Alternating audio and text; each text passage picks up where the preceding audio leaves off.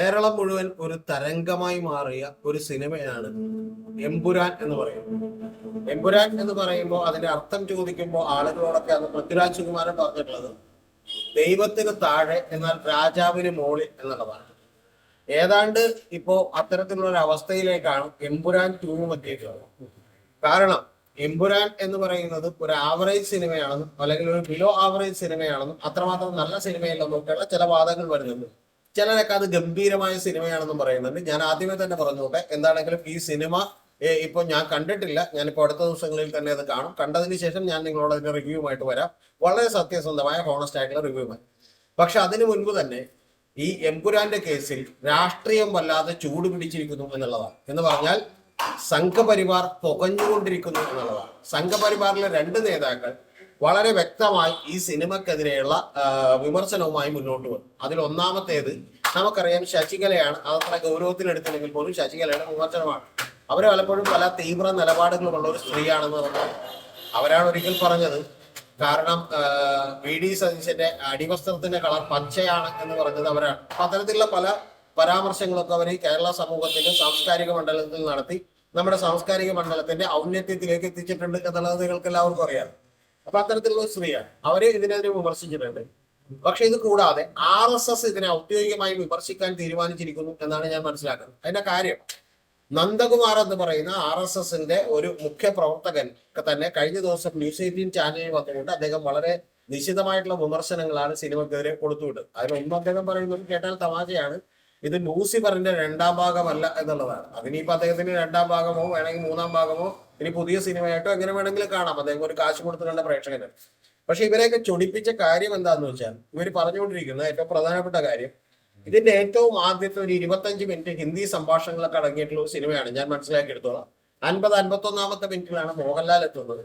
അപ്പൊ ഈ മോഹൻലാൽ വരുന്നത് വരെ കാണിക്കുന്ന പ്രധാനപ്പെട്ട രംഗങ്ങൾ എന്ന് പറയുന്നത് നമുക്കറിയാം, സയ്യിദ് മസൂദിന്റെ ഒക്കെ ചില കഥയാണ് ബേസിക്കലി ഇത് പറയുന്നത്. അപ്പൊ അത് അത്രയും ഞാൻ പറയുന്നുള്ളൂ.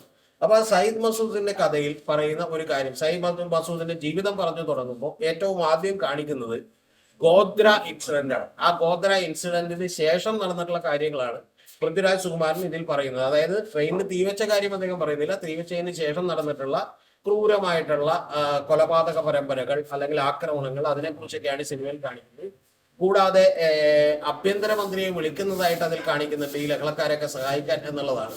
അപ്പൊ അങ്ങനെ വിളിക്കുമ്പോൾ അത് അമിത്ഷായെയാണ് ഉദ്ദേശിച്ചത്. അത്തരത്തിൽ സംഘപരിവാറിനെതിരെയായിട്ടുള്ള ഒരു നീക്കമായിട്ടാണ് ഇതിനെ മിക്കവാറും സംഘപരിവാറൊക്കെ തന്നെ കാണുന്നത്. ഇതിലുള്ള വലിയ കോമഡി എന്താണെന്ന് വെച്ചിട്ടുണ്ടെങ്കിൽ, സംഘപരിവാറുമായി വളരെ അടുത്ത് നിൽക്കുന്ന ഒരാളാണ് മോഹൻലാൽ. അതുകൊണ്ട് മോഹൻലാലിന്റെ സിനിമകളൊക്കെ വിജയിപ്പിക്കാൻ വേണ്ടി അവർ കച്ചകെട്ടി ഏറ്റവും ആദ്യം മുണ്ട് മടക്കിക്കൂട്ടി പുറത്തേക്ക് ഇറങ്ങിയതായിരുന്നു. പക്ഷെ ഈ സിനിമയിൽ ഇത്തരത്തിലുള്ള ചില ഒളിച്ചുവെക്കലുകൾ ഉണ്ട് എന്ന് കണ്ടപ്പോൾ ചില നേതാക്കൾക്കെങ്കിലും പിടിച്ചു നിൽക്കാൻ കഴിഞ്ഞില്ല. അങ്ങനെയാണ് ഇപ്പോൾ RSSന്റെ നേതാവായിട്ടുള്ള ജെ നന്ദകുമാറും ശശികല ടീച്ചറും ഒക്കെ തന്നെ പുറത്തേക്ക് വന്നിട്ടുള്ളത്. പക്ഷെ MT രമേശ് പറയുന്നത് സിനിമയെ കാണണം, RSSനെതിരായിട്ടുള്ള സംഘപരിവാറിനെതിരായിട്ടുള്ള പല സിനിമകളും രാജ്യത്തുണ്ടായിട്ടുണ്ട്, സിനിമ നോക്കിയല്ലല്ലോ ഞങ്ങൾ പ്രവർത്തിക്കുന്നത്, അതുകൊണ്ട് ഞങ്ങൾ മുന്നോട്ട് പോയിക്കൊണ്ടേയിരിക്കുന്നതാണ്.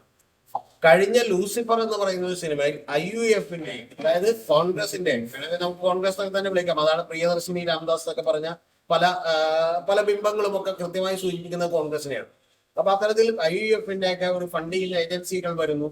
അത്തരത്തിലുള്ള ഒരു രാഷ്ട്രീയമാണ് കൈകാര്യം ചെയ്തതെങ്കിൽ ഇത്തവണ ഈ സിനിമയിൽ കൃത്യമായി സംഘപരിവാറിനെ അഖിലേന്ത്യാ തലത്തിൽ തന്നെ എതിർക്കുകയും 35 സീറ്റുകൾ കിട്ടിയാൽ ഞങ്ങൾ ഭരിക്കുമെന്ന് പറയുന്ന സുരേന്ദ്രനെ കളിയാക്കിക്കൊണ്ട് KS സുരേന്ദ്രൻ എന്ന് പറയുന്ന ഒരു കഥാപാത്രം ഉണ്ടാവുകയും ഒക്കെ ചെയ്യുന്നത് സംഘപരിവാറിനെ വിറൽ വിളിപ്പിച്ചിട്ടുണ്ട്. അവരൊക്കെ പറഞ്ഞുകൊണ്ടിരിക്കുന്ന ഒരു കാര്യം, ഇതൊരു പ്രൊപ്പഗാൻഡ സിനിമയാണെന്നും ആ പ്രൊപ്പഗാൻഡ സിനിമ ഈ 2026 തെരഞ്ഞെടുപ്പിൽ ഇത് UDFനെ സഹായിക്കാൻ ഉദ്ദേശിച്ചുള്ളതാണെന്നും അതിനുവേണ്ടി വാര്യംകുന്നനൊക്കെ എടുക്കാൻ പോയ പൃഥ്വിരാജിന് അത് പറ്റാത്തത് കൊണ്ട് പൃഥ്വിരാജ് ഇത്തരത്തിൽ പക തീർക്കാൻ വേണ്ടി ശ്രമിക്കുന്നുവെന്നും അതിന് ഈ പറയുന്ന പോലെ മോഹൻലാലിനെ പോലും ചതിച്ചു എന്നാണ് ഒരു കൂട്ടർ പറയുന്നതെങ്കിൽ, ചില കൂട്ടർ പറയുന്നത് മോഹൻലാൽ ഒരു ഭീരുവാണ്.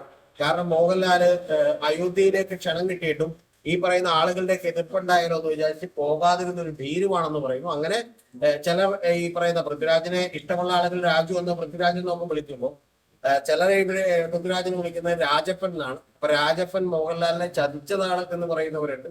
കൂടാതെ മോഹൻലാൽ ഭീരുവാണെന്ന് പറയുന്നവരുണ്ട്.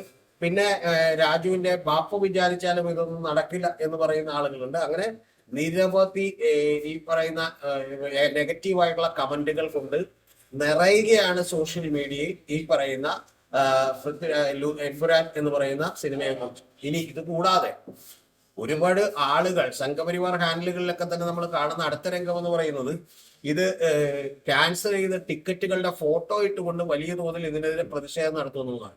നമ്മുടെ ചാനലുകളും ഇത് ചാകരയാക്കി എടുത്തുകൊണ്ട് ഇന്നലെ ന്യൂസ് 18 ഇത് ഈ സിനിമയെ കുറിച്ച് വലിയ തോതിലുള്ള ചർച്ചകൾ വരെ സംഘടിപ്പിക്കും. എന്ന് പറഞ്ഞാൽ ഇത് യഥാർത്ഥത്തിൽ ഈ എമ്പുരാൻ എന്ന് പറയുന്ന സിനിമയെ കാത്തിരുന്ന ഒരു സംഘപരിവാർ അനുകൂലികളായിട്ടുള്ള ആളുകൾക്കും അതുപോലെ തന്നെ മറ്റ് ആളുകൾക്കുമൊക്കെ തന്നെ ഇത് വലിയ തോതിലുള്ള അലോസരം ഉണ്ടാക്കിയിരിക്കുന്നു.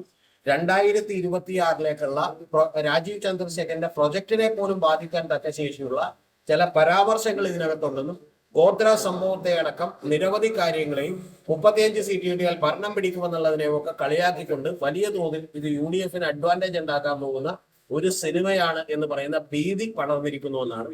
അതുകൊണ്ട് ഇതിനെല്ലാം തന്നെ തുറന്നു നിൽക്കാൻ അവർ തീരുമാനിച്ചിരിക്കുന്നു. സിനിമ കാണണ്ട എന്ന് പോലും പറയുന്ന ഈ പറയുന്ന സംഘപരിവാർ ഹാൻഡിലുകൾ ഉണ്ടായിക്കൊണ്ടിരിക്കുന്നു. അതേസമയം തന്നെ നമ്മൾ അറിയേണ്ടത് മറുപക്ഷം, അതായത് മറ്റൊരു പക്ഷം കൂടി ഇവിടെ ഉണ്ടല്ലോ. അതായത് സാധാരണ ഇവർ വിളിക്കുന്ന ഈ പറയുന്ന പോലെ SDPIയുടെയും അല്ലെങ്കിൽ സുഡാപ്പി എന്ന് വിളിക്കുന്ന പക്ഷം, ആ പക്ഷത്തിൽ പക്ഷെ ഇവര് ഒരു ബ്രോഡർ ആയിട്ടുള്ള മുസ്ലിം ജനവിഭാഗത്തേക്കാണ് ഉൾപ്പെടുത്തിയിട്ടുള്ളത്. അത്തരത്തിലുള്ള ആളുകൾ അല്ലെങ്കിൽ ഈ പറയുന്ന ലെഫ്റ്റ് ഹാൻഡിൽസ് ഒക്കെ തന്നെ അവർക്കെതിരെയുമുള്ള നിരവധി വിമർശനങ്ങളൊക്കെ ഈ സിനിമക്കകത്ത് ഉണ്ട് എന്ന് പറയുന്നു. പക്ഷെ എങ്കിൽ പോലും അവരടക്കമുള്ള ആളുകൾ ഇതിനെ പ്രൊമോട്ട് ചെയ്യാൻ വേണ്ടി ഓടി നടക്കുന്ന കാഴ്ചയുമാണ് കാണുന്നത്. എന്ന് പറഞ്ഞാൽ യഥാർത്ഥത്തിൽ മോഹൻലാലിനെ പ്രൊമോട്ട് ചെയ്യാൻ ആഗ്രഹിച്ച ആളുകൾ അതിൽ നിന്ന് വിട്ടുപോവുകയും മോഹൻലാലിന് ഇത്രയും കാലം എതിരായിട്ട് നിന്ന ആളുകൾ ഈ മോഹൻലാലിന്റെ സിനിമ വിജയിപ്പിക്കാൻ വേണ്ടി പെടാപ്പാടുപെടുകയും ചെയ്യുന്ന ഒരു കാഴ്ചയാണ് നമ്മൾ കണ്ടുകൊണ്ടിരിക്കുന്നത്. ഇനി മറ്റൊരു കാര്യം കൂടി പറയാം. ഇതെല്ലാം അതിന്റെ രാഷ്ട്രീയ വശമാണ്. ഞാൻ സിനിമ കണ്ടതിന് ശേഷം അത് കുറച്ചുകൂടി അപഗ്രഥിച്ചുകൊണ്ടുള്ള ഒരു വീഡിയോ ഇടാം. പക്ഷെ അതിനു മുമ്പ് മറ്റൊരു കാര്യം കൂടി പറയാം. ഇത് കണ്ടിട്ടുള്ള പ്രഗത്ഭരായിട്ടുള്ള നിരവധി ആളുകൾ അവരുമായി ഞാൻ ചർച്ച ചെയ്തിരുന്നു. പക്ഷെ ആ ചർച്ച ചെയ്തപ്പോഴൊക്കെ എനിക്ക് മനസ്സിലായിട്ടുള്ള ഒരു കാര്യം എന്ന് പറയുന്നത് ഇതൊരിക്കലും പ്രതീക്ഷക്കൊത്ത് ഉയരാത്ത ഒരു സിനിമയാണെന്നാണ്. അതിന്റെ കാര്യം ഇതൊരു ലൂസിഫറിന്റെ ഒരു ഈ പറയുന്ന ലൂസിഫർ എന്ന് പറയുന്ന ഒരു കഥാപാത്രം അല്ലെങ്കിൽ അത്തരത്തിലുള്ള ഒരു കഥാപാത്രത്തെ മോഹൻലാലിനെ നന്നായി അവതരിപ്പിക്കാൻ പറ്റിയെങ്കിലും നേരത്തെ പറഞ്ഞ പോലെ അബ്ര എന്നൊക്കെ പറയുന്ന ഒരു കഥാപാത്രത്തെ ഒന്നും വലിയ ഗംഭീരമായി അവതരിപ്പിക്കാനോ അല്ലെങ്കിൽ അത്തരത്തിലുള്ള ഒരു പഞ്ചുള്ള ഒരു കഥാപാത്രമായി മാറ്റാനോ ഒന്നും ഈ പറയുന്ന ഭരത് ഗോപിയുടെ മകനായിട്ടുള്ള അതിന്റെ സ്ക്രിപ്റ്റ് റൈറ്റർക്കൊന്നും കഴിഞ്ഞിട്ടില്ല എന്നുള്ളതാണ് നമുക്ക് മനസ്സിലാക്കാൻ കഴിയും. അപ്പൊ അതിൽ തന്നെ മറ്റൊരു കോമഡി കൂടിയുണ്ട് എന്നാണ് എല്ലാവരും പറയുന്നത്. അത് ഈ സിനിമയെ മോശമാക്കാൻ ശ്രമിച്ചവരിൽ ഒന്നാമത്തെ ആൾ നമ്മുടെ ആന്റണി പെരുമ്പാവൂരാണ്. കാരണം അദ്ദേഹം കയറി ഒരു വേഷം അഭിനയിച്ചിട്ടുണ്ട്. ആ വേഷം അദ്ദേഹം സീരിയസ് ആയിട്ടാണ് അഭിനയിച്ചത്. അതിനെ പൃഥ്വിരാജ് കണ്ടതും സീരിയസ് ആയിട്ടാണ്. പക്ഷെ അത് വലിയ കോമഡിയായി മാറുന്ന ഒരു രംഗം കൂടിയാണ് ഈ സിനിമയെ കുറിച്ച് ഉള്ളത്. അപ്പൊ അത്തരത്തിൽ ഇതൊരു ആവറേജ് സിനിമയാണ്. പക്ഷെ ഇത് ആവറേജ് സിനിമയും അധികം പേര് ചിലപ്പോൾ ഒരുപക്ഷെ കാണാതിരിക്കുകയും ചെയ്യുന്ന സിനിമയായി മാറുകയാണ്. പക്ഷെ ഇത്തരത്തിൽ രാഷ്ട്രീയ വിവാദം കൊടുക്കുമ്പോൾ അതും ഈ സിനിമക്ക് വലിയ തോതിലുള്ള ഒരു മൈലേജ് കിട്ടുകയും ഒരു മാർക്കറ്റിംഗ് ആയി മാറുകയും ചെയ്യും. അതുകൊണ്ട് സിനിമ ഒരുപക്ഷെ കുറെ കൂടി ആളുകൾ കണ്ടേക്കാം എന്നുള്ളതാണ്. പക്ഷെ ഇതിന്റെ രാഷ്ട്രീയം പറയുന്നത് എന്താണെങ്കിലും ആദ്യത്തെ 25 മിനിറ്റ് 45 മിനിറ്റോളം ഈ ഗോത്ര സംഭവവും അതിനെ തുടർന്നുണ്ടായിട്ടുള്ള വലിയ പ്രശ്നങ്ങളും അതിനെ ഒരെതിരെ പൃഥ്വിരാജ് സുകുമാരന്റെ കഥാപാത്രം സയ്യിദ് മസൂദിന്റെ റിവഞ്ചും ഒക്കെയാണ് കാണിക്കുന്നത്. അപ്പൊ അത്തരത്തിലുള്ള വലിയ കാര്യമാണ്.